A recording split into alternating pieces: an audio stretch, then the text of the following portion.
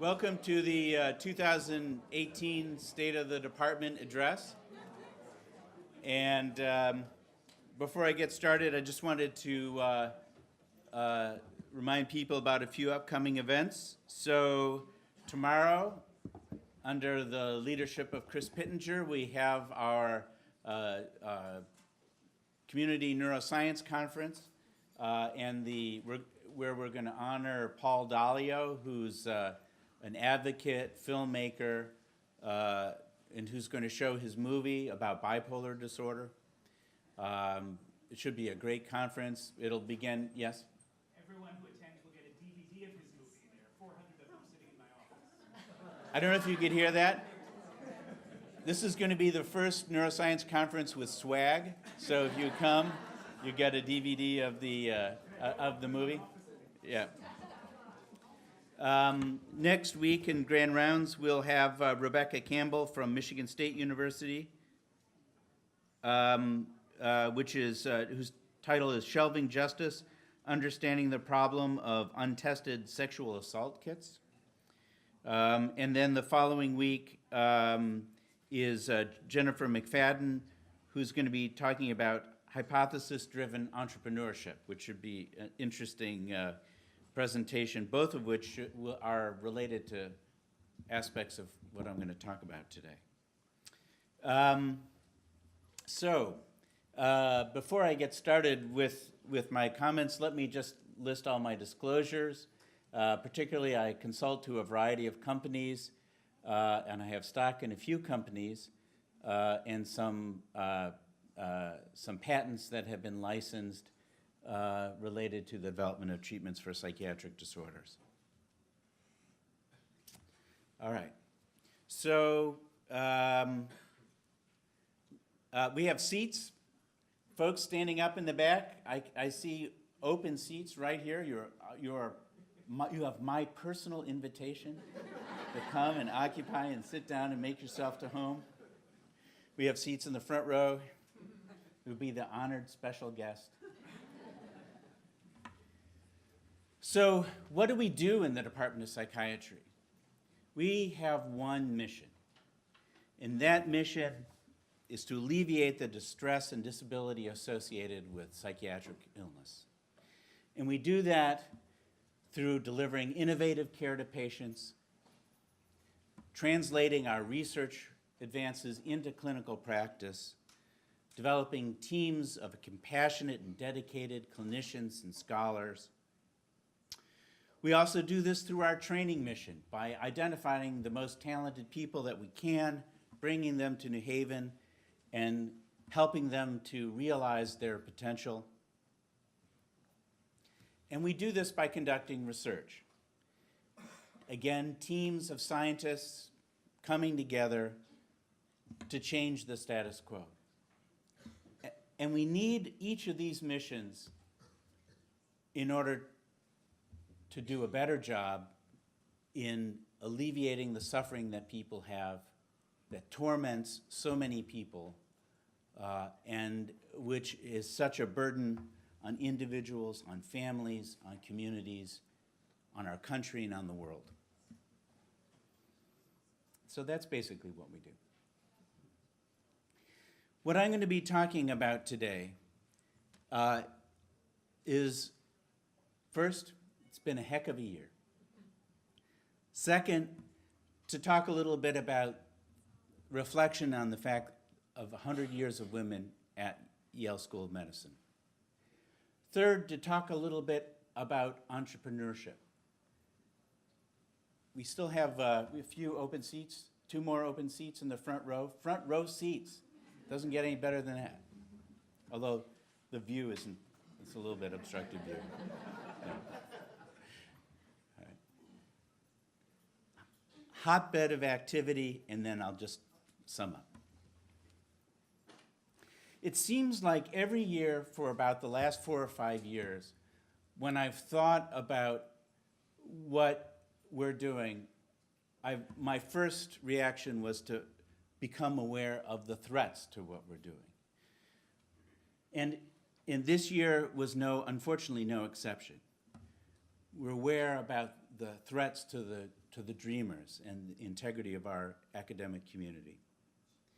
We're aware about the president's efforts to undermine the essentials of healthcare, which were created to make sure that no matter where you were in the country, that you would have access to the basics of mental health care.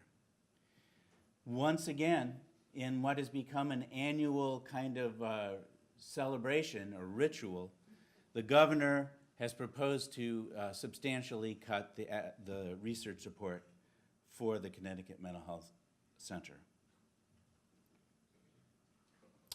And hey, I didn't even go to a quote, and I already heard comments from the audience. For me, one of the most disturbing moments from the perspective of the role of mental health was the comments of our president on the violence in Parkland, which is part of the problem, he said, is we used to have mental institutions where you take a sicko like this guy, and we're going to be talking seriously about opening mental health institutions again. So if you had any doubts, our patients are ill, they are not sickos. Our hospitals alleviate the burden of illness, they are not jails. And we deplore the stigmatization of people with mental illness. And thank you.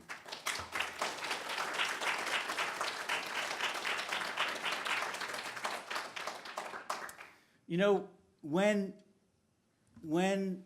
I saw that quote, I began to wonder, what kind of guy says something like that? And I have to admit that the book that popped into my mind was Zur Einführung des Narzissmus.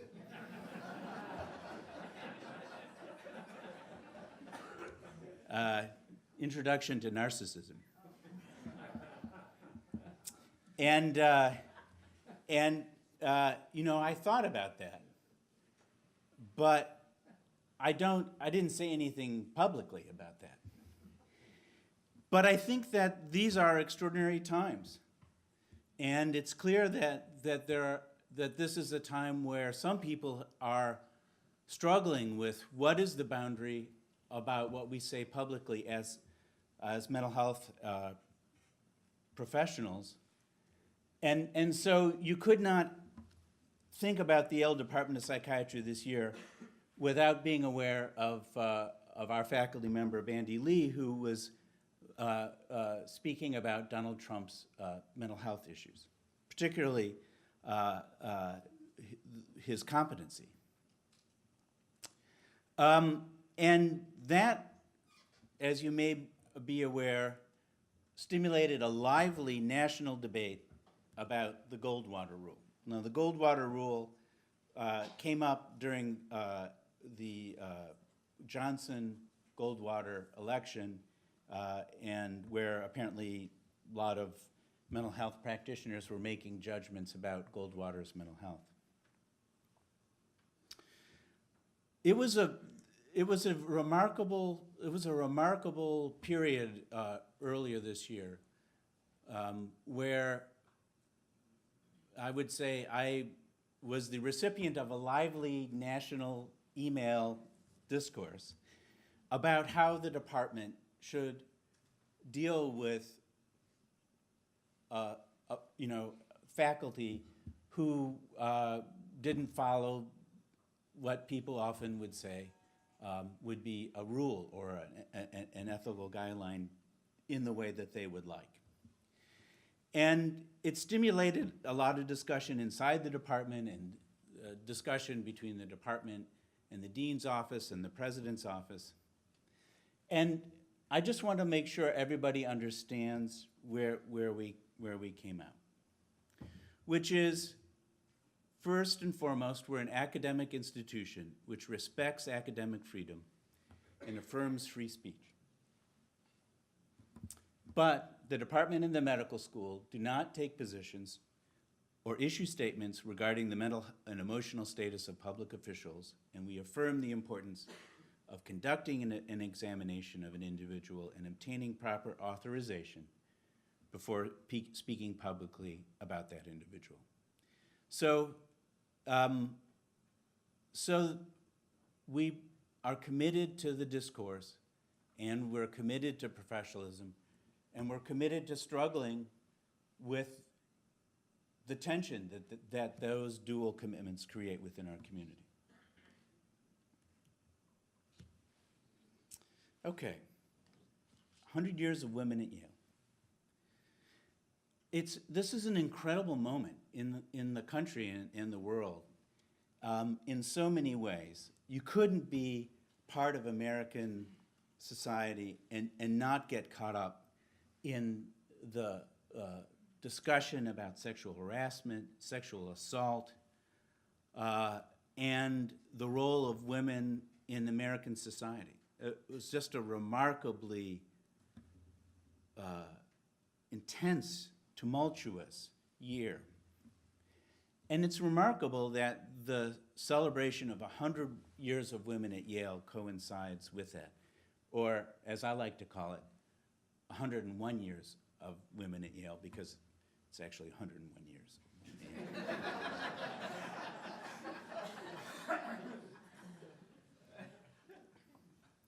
But you should know that psychiatry and psychology have been part of this story from the beginning.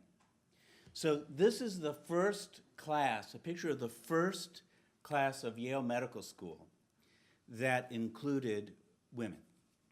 And you'll see that there are 4 women, one of whom is Lydia Gibson Dawes, graduated, got her MD in 1929, and after graduating medical school, she did her training psychoanalysis with Anna Freud in Vienna and was the first child psychiatrist at Boston Children's Hospital. It's very cool. Another landmark figure linking psychiatry with the history of women at Yale is the late Betty Hamburg, who just died. And if the name Betty Hamburg or the name Hamburg resonates with you, it may be because of her and her accomplishments. It may be because of her daughter, Peggy Hamburg, who is the head of the FDA. And it may be because of her husband, David Hamburg, who was chair of psychiatry at Stanford and head of the Institute of Medicine and other organizations. But Betty was the first openly black student at Vassar. And I thought that it was really interesting that it was qualified as the first openly black woman in Vassar, implying that there were other women of African American heritage who passed as white and never disclosed their heritage.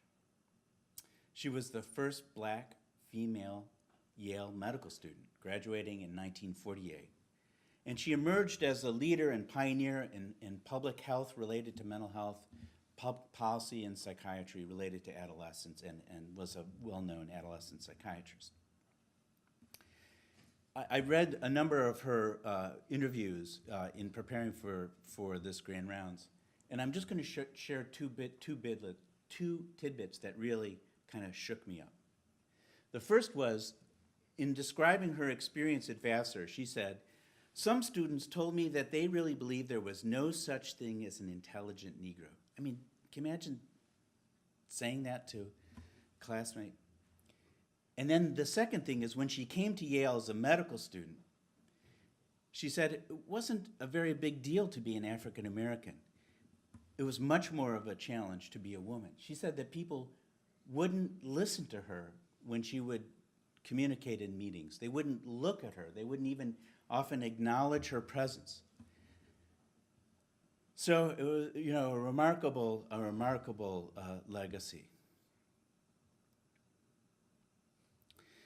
In the context of this has been a remarkable year of discussion about diversity and inclusivity and how we communicate our commitment to both of those values through the portraiture in our faculty conference room. So as many of you know, Mort Reiser, Steve Fleck, Ted Litz. These were leaders of our department. And I thought we had achieved a high degree of diversity when we added a neurobiologist to the mix.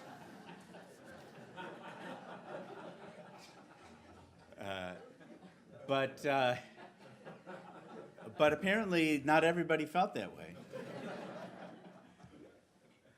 And so this is the artwork that we now have in our large conference room.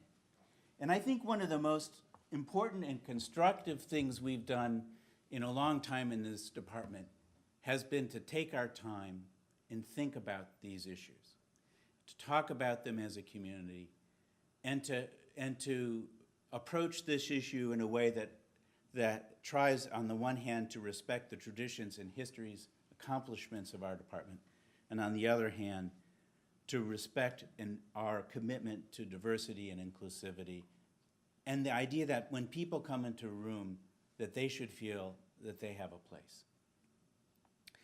And this converges, it's really interesting to me how all this kind of converges with the 100 years of women at Yale as one of the priorities that's emerging from the discussion is to maybe have rotating special exhibits in that conference room to recognize different and highlight different aspects of the department. So it's started for me a question completely separate from the work of the committee about, well, who would we want to represent in that conference room? So trying to figure out who the first female members of the Department of Psychiatry were is actually harder than you might think. So this is a segment from the faculty shot from 1935. The first chair of our psychiatry department was hired in 1930, a year after the first female medical school graduates. And on the right-hand side, I believe, is Carolyn Richter, who became a child and adolescent psychiatrist. And on the left, I believe, is Edith Jacobson, although I'm not sure, who became also a very important figure, who was actually trained, I believe, as a pediatrician, but very involved in child and adolescent psychiatry. But there's so many people that we should think about including in terms of who we would highlight. You could highlight Ruth Litz, who did insulin coma therapy for treatment-resistant depression. We could highlight Rachel Robinson, who was a social worker at CMHC, but equally important, was a very outspoken and very engaged public advocate, particularly for the civil rights of African Americans. She and her husband, Jackie Robinson, the famous baseball player who broke the color barrier in professional baseball, were incredibly important and engaged national figures, supporting all kinds of people like Martin Luther King and others. You could have acknowledged Anna Freud, whose involvement admittedly was mostly with the Child Study Center, but I'm not prejudiced against child psychiatry. Or Myrna Weissman, who basically helped to found the field of genetic epidemiology. Or Lorraine Siggins, the first female head of Yale Health Services, mental health services. Or Carolyn Missouri, who established women's health research at Yale. Or Lynn Reiser, who was involved in so many things in the department, particularly medical student education. Or Rajita Sinha, the first female head of the psychology section in psychiatry. Or Stephanie O'Malley and Rita Picciotto, the first female deputy chairs for research. Or Ismini Petrakis, the first female head of the VA psychiatry service. And what happened to me as I began to think about this is I couldn't stop. And I apologize in advance for some problems in animation, which will become obvious to you as this goes along. Some pictures somehow didn't appear in things didn't always work exactly as I'd planned, but you'll get the point. And I'm just going to step back and look and think about who these people are. It's amazing.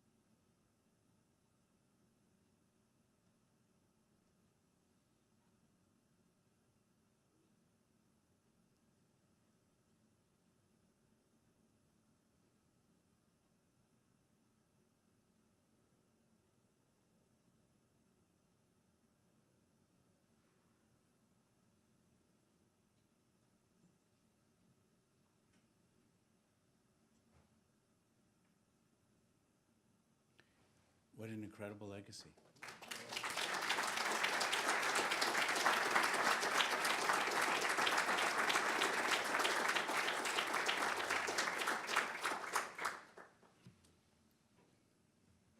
And it's a legacy that just keeps building on itself. So this year, Amy Arnsten was elected to the National Academy of Medicine.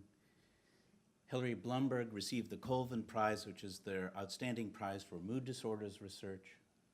Stephanie O'Malley will shortly receive the Distinguished Investigator Award, which I believe is the highest award that the Research Society on Alcoholism awards.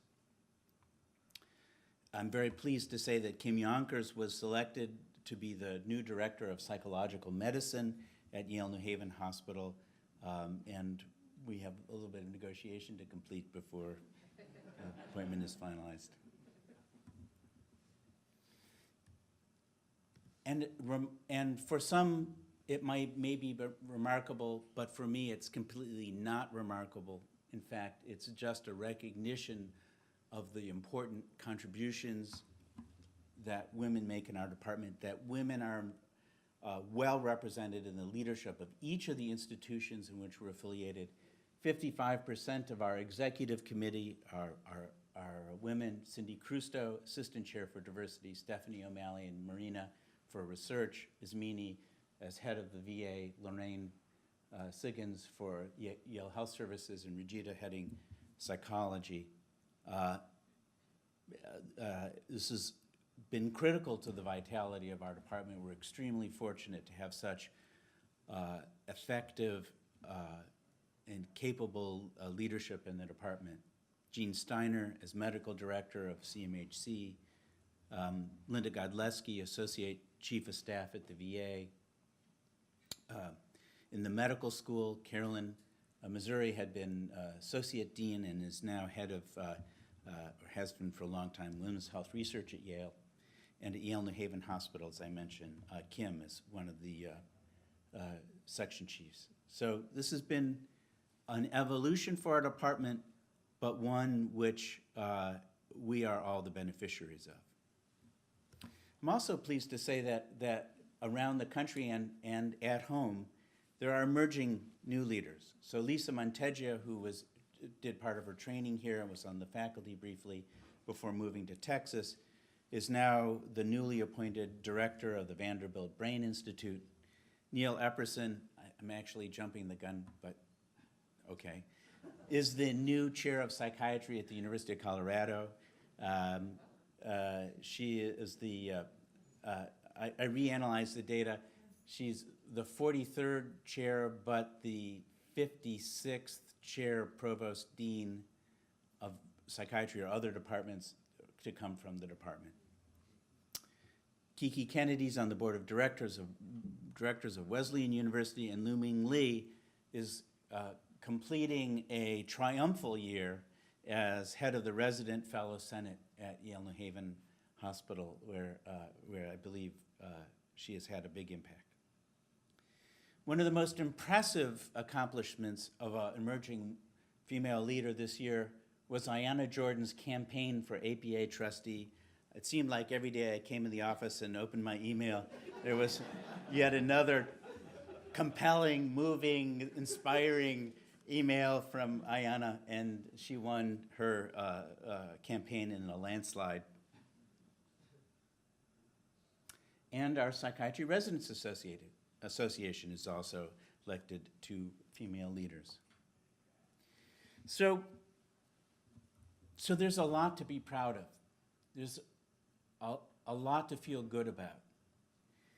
But there's still a lot to feel bad about. We have a long way to go as a community, mainly because we're not different from any other community. We still struggle and will always struggle, I think, with being truly inclusive and respectful of all parts of our community. And I just want to highlight 3 points. And in making these 3 points, I'm going to refer to comments that were collected by our Assistant Chair for Diversity, Cindy Krystal, that I think will make their points. These are comments from faculty members that will make the points that I'm trying to make more effectively than I could. First, we need to stop sexual harassment. In fact, we need to stop harassment of any kind. We don't tolerate harassment. We have to support each other when we see it in front of us. But let me just give you one example of that someone wrote to Cindy. This is from a woman in the department. I had to walk by a gentleman's office several times a day. I was typically greeted with comments like, "There's my sunshine. Hey, pretty lady. Hi there, hot stuff." When I was coughing, he stood in my doorway and said he was hoping he'd need to perform mouth-to-mouth on me. It's unacceptable. Just unacceptable. We need to do a better job of supporting our colleagues. And this is particularly evident in the clinical sector. It's not that uncommon for patients to make sexist comments. First person says, I really like, the patient said, comment on the clothing, that shirt makes your eyes look so blue, blah, blah, blah. Man telling me smile or give me a smile if I knew doctors were so pretty, blah, blah, blah. But the person said, I have less difficulty with the comments made by the patients, and perhaps they are more comfortable with confronting those comments with patients. But I expect more from my colleagues. They are professionals, and I want them to treat me in a professional manner. And that is the expectation that they should have. Third, we need to make sure that we create a safe and inclusive workspace. Here's one's comment. I want to feel valued for my professionalism, not my sweet personality or my personal appearance. I don't want to wonder if they need to meet some sort of quota for their diversity. In other words, we need to be genuine in our respect and in our interactions. I just want work to be a safe place. I want one space where I can be treated respectfully consistently. In my private life, I have to make accommodations to feel safe. There are places I don't go alone. I am tired of being looked up and down by men in public spaces. It feels violating.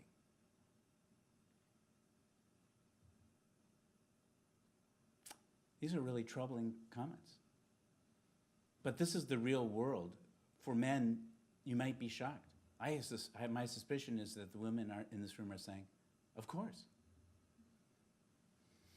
So we have work to do. We try to build our community by making sure that there is equity of opportunity and equity in reward to the extent possible.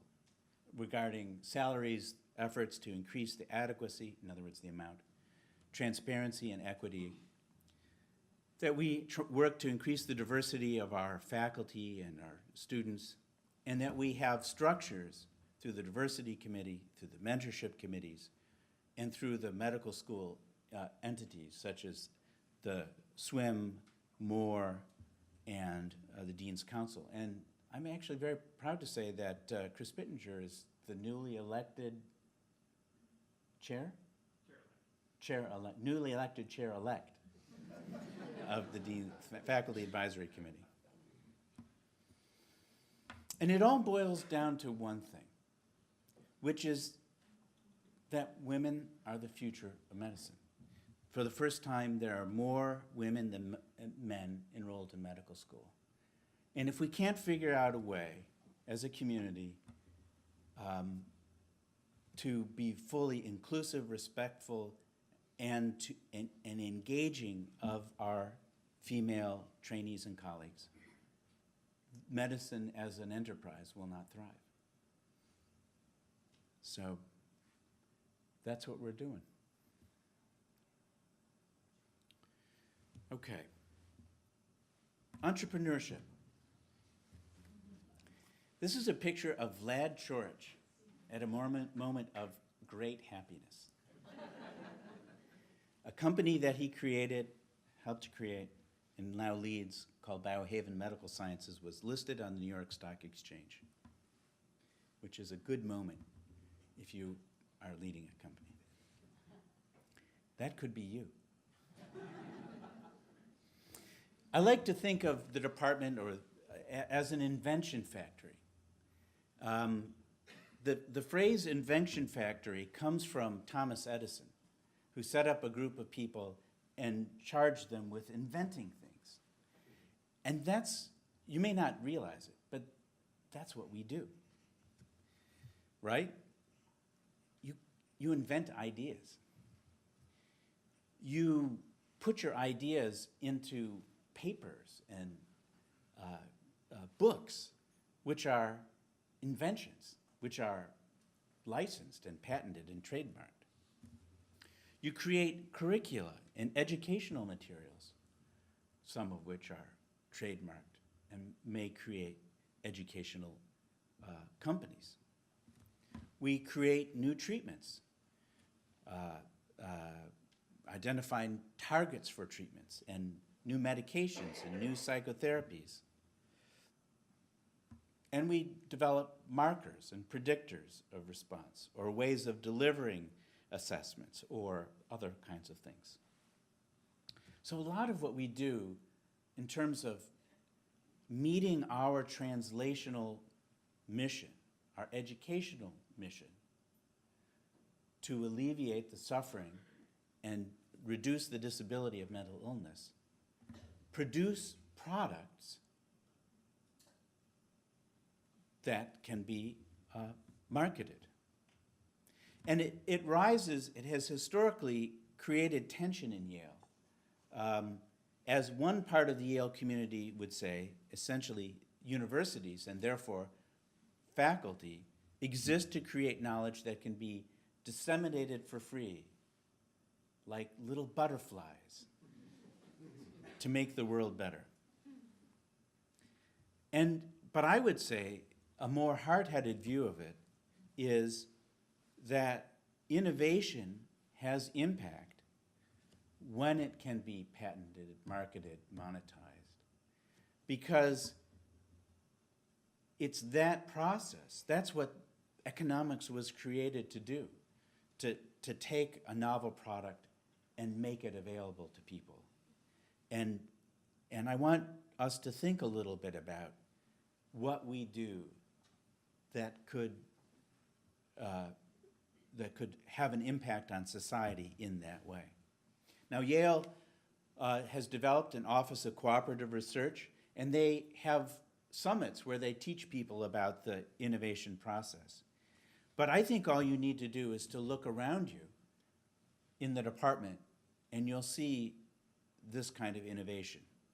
So for example, the National Neuroscience Curriculum Initiative, as I recall, it received an SBIR grant at one point, which is a small business grant, which helped to advance the clinical and training agenda of helping to train psychiatrists about neuroscience.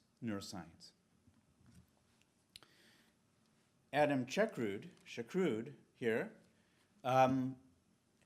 took a paper about predictors of antidepressant response and parlayed that into a company called Spring Health with 2 Yale undergraduates. And now they have a company that is delivering digital and mental health based first in New Haven, now in Greenpoint in Brooklyn. Kathy Carroll developed web-based CBT for addiction and created a company, CBT for CBT. Cobalt was developed by Steve Bunny and Seth Feuerstein to deliver web-based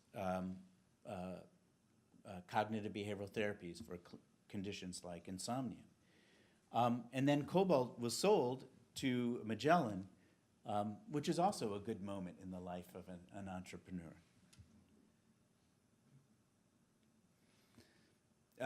Bruce Wexler has a company called Kate Sciences, or C8 Sciences. I'm not sure how to pronounce it.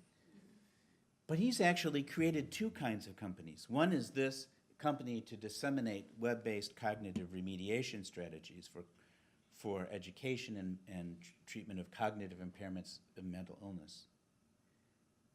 But he's also created a different future, an NGO, non-governmental organization, which is working to advance the peace agenda in the Palestinian-Israeli interaction. Another spin-off company, this time focused on biomarkers involving SPECT and PET neuroimaging, is called Molecular Neuroimaging and was led by John Seibel and Gilles Tamanian from our department. That company was recently sold to another company called InVicro, still based in New Haven. And there have been a number of treatments that were discovered by people in the department, either working in animal models or working in clinical research. So guanfacine, for example, for attention deficit disorder, licensed by Amy Arnsten to Shire. Intranasal ketamine, which was licensed for depression, which was licensed to Janssen. Riluzole, licensed to Biohaven Medical Sciences.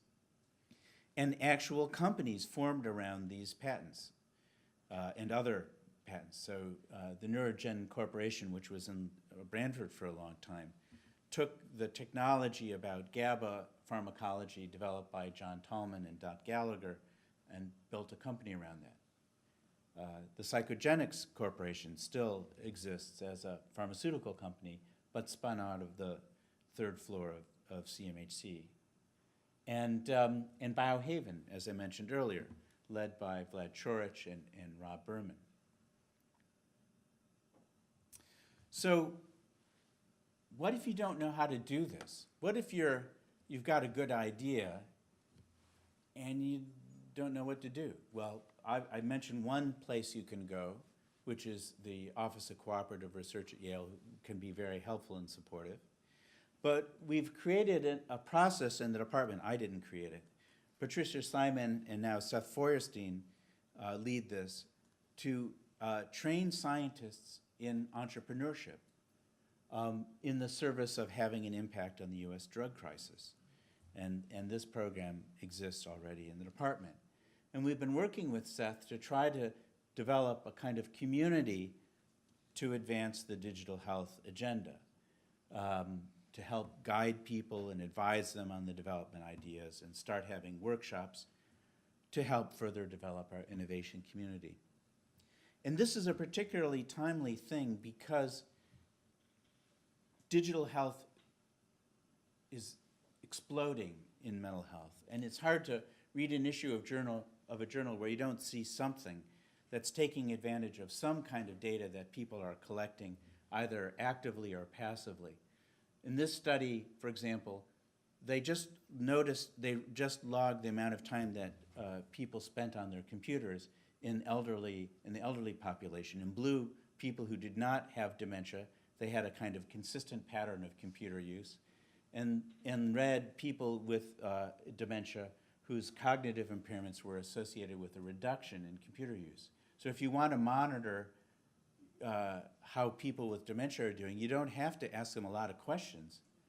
Their behavior is changing, and that behavior can be monitored. I like this study where they looked at iPhone use, and they looked at trying to predict relapse. And it turns out that with people who have psychotic illness, as they are decompensating, either have a pattern of using a lot of extra iPhone time or substantially reduced iPhone time. And if you look at the number of deviant days of iPhone use, which can be collected passively, you can also somewhat predict people who are heading into a relapse. So these kinds of ideas this kind of research is going on in our department. It's going on all the time, but we don't always capitalize on it. And I believe it's important to capitalize on it in order for the discoveries to have impact. It's not just about the opportunity for you to make some money, although far be it for me to discourage you from doing that.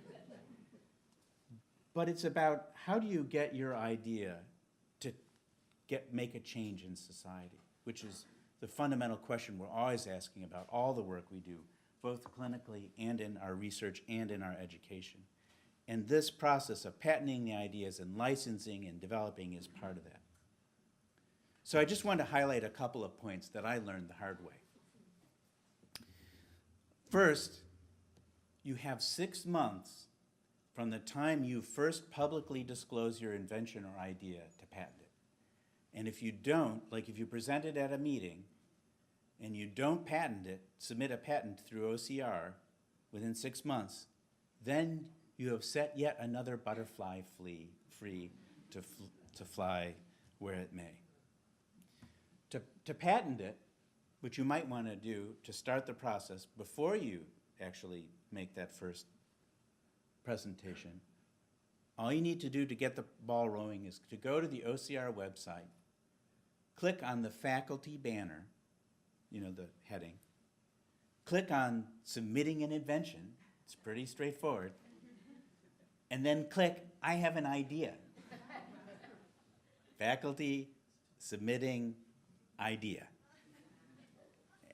And that's the way you get started. And next thing you know, you'll have your own company and endow a chair in the Department of Psychiatry. Okay. I want to in some ways, conclude by celebrating achievements and exciting new opportunities. The first is that we've begun with, under the leadership of Rick DeQuilla, and in particular Michael Holmes, who is a wonderful and visionary partner in our efforts to have an impact on healthcare, psychiatric healthcare, to think about what would a new psychiatric hospital look like. And I'm really pleased to see our colleagues from Yale New Haven here today, as we began to think about, well, this was the Yale Psychiatric Institute, designed by Frank Gehry, was a wonderful architectural achievement, but you know the but. It's not a great psychiatric facility. And as we expand and increase our impact, we need a home to do that. And it's exciting to begin to think about what that might someday look like. Another exciting collaboration between Yale New Haven and Yale Psychiatry, led by Sam Ball and John Santo Pietro, who I see now towards the back, John, hi, is a collaboration between Yale New Haven Hospital and Silver Hill Hospital in New Canaan and the Yale Department of Psychiatry around creating a residential program for the impaired executive. Believe it or not, people with financial means are one of the populations that we serve least effectively in our programs in the department. And it's really a paradox, because almost every other domain of healthcare, if you have resources, you get more access. But it's not always the case for mental health care and addiction for a number of reasons. So we're really excited to be initiating this innovative program in collaboration with Yale New Haven Hospital and Silver Hill Hospital. It's a big year for us at Yale New Haven. Frank Fortunati was formally appointed as medical director of the Yale Psychiatric Hospital, and he's just doing an amazing job. Frank, congratulations. We have a new emergency room at VA Connecticut, long awaited, really important. Carlos Grillo and Nadia Ward are the new leaders of the Yale Postdoctoral Internship Training Program. Congratulations to both of them. This year, the Brain and Behavior Research Foundation highlighted the 10 top advances in 2017, and 3 of our faculty members, Michael Block, Hillary Blumberg, and new faculty member Sam Wilkinson, were highlighted among these top 10. Tom Fernandez, in his breakthrough study of rare gene variants contributing Tourette's disorder, was cited as among the top 5 articles published in 2017 by the journal Neuron. U.S. News and World Report, for some the bane of our existence, had a pretty consistent ranking of us. Psychiatry and Psychology, in their ranking, Yale was number 4. When they ranked us separately, psychiatry was number 4, clinical psychology was number 4, psychology was number 4, psychology meaning non-clinical psychology.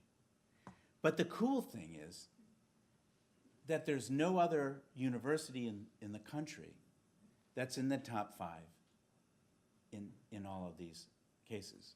In fact, there's no other university that's in the top 5 in 3 out of the 4. So it's a reminder, how arbitrary these ratings are.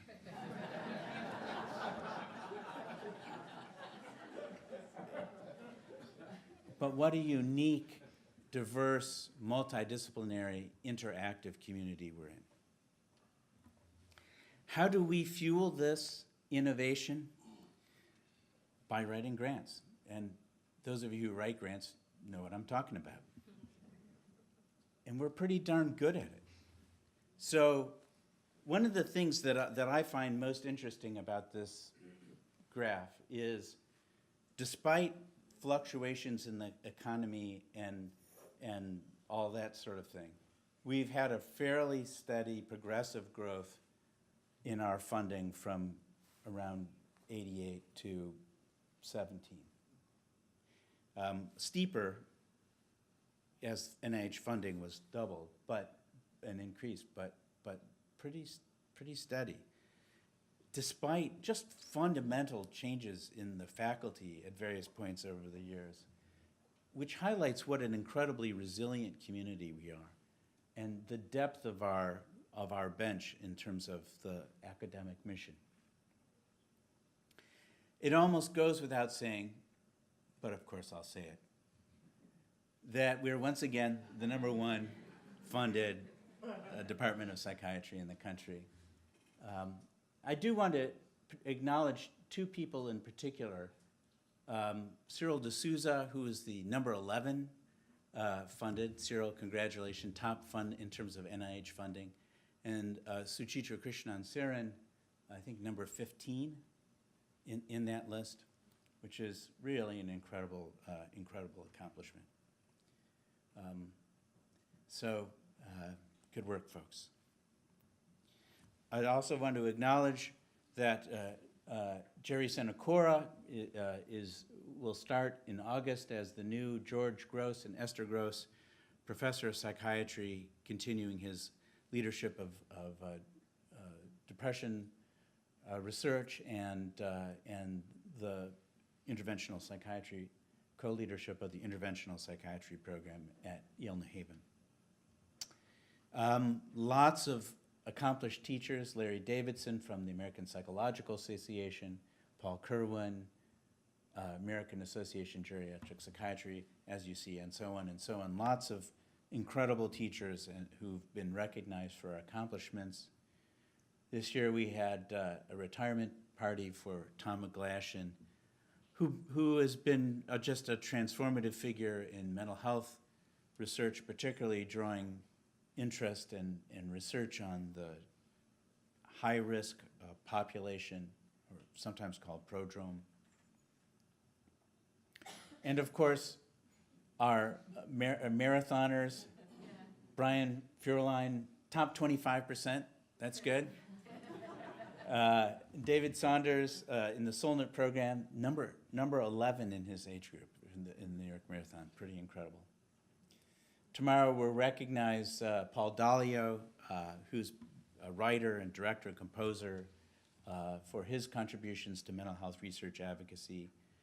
And at the American Psychiatric Association, we'll be giving the Distinguished Alumni Award to Ken Kendler, a pioneering psychiatric geneticist. Just a few words about training. Another incredible year, both the psychiatry residency and psychology internships. I continue to be awed by the number of applicants that the psychiatry program gets. 1,400 applicants for 16 spots. And I'm also awed by how much attention the leaders of the residency training program give each application. 14 Yale medical students going into psychiatry. So it's the number two specialty. We're not competing. It's not we say, okay, this year we're going to beat internal medicine and get, but it's just great. And the psychiatry residency program was ranked by one of the websites that, by residents, I believe, number 3 in the country. And our residents continue to do just amazing things. This looks pretty amazing.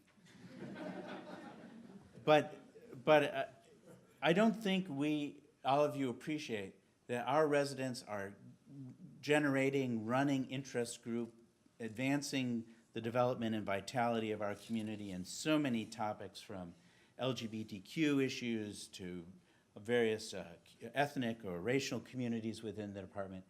Really active and engaged, lively, an incredible group of people who are really important in the department. And I just want to thank the training directors and the residents who go out of their way to give the bird's eye lowdown to the applicants to the residency program, and all the faculty who donate their time for recruiting and teaching our young folks to help to give them a platform to have such impact in their academic, clinical, and research development. So,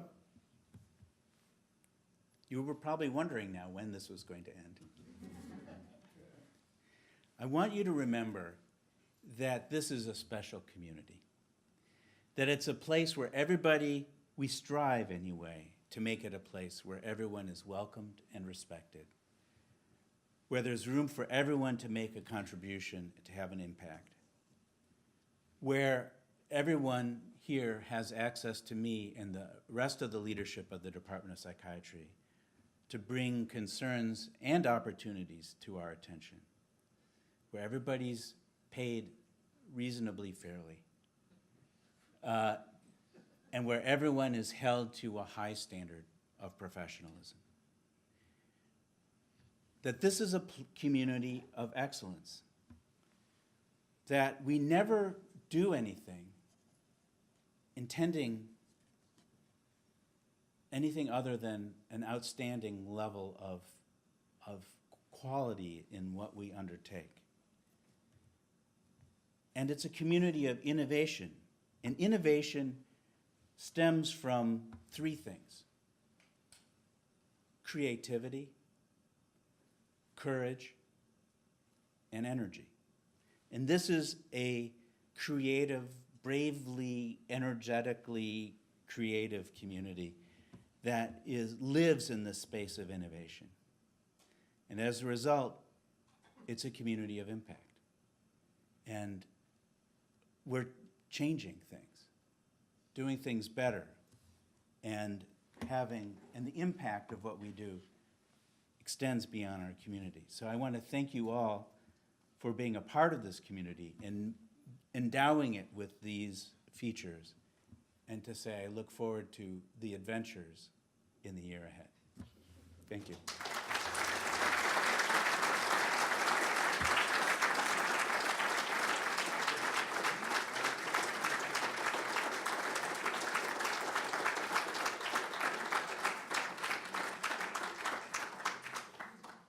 I think I'm 10, no, it's not too bad.